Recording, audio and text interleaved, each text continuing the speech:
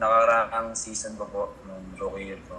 Ayun, nung natatandaan ko pa po yung, ay di ko po talaga makakalimutan yun. Siyempre, unang panalo po namin yun. Unang panalo ko po na naglalaro sa NCAA as a collegiate basketball player.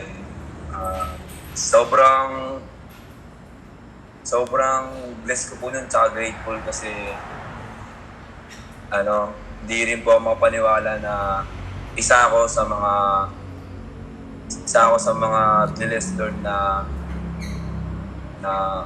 tumulong para makuha yung panalo, at sa awa ng Diyos binigay sa akin yung best player.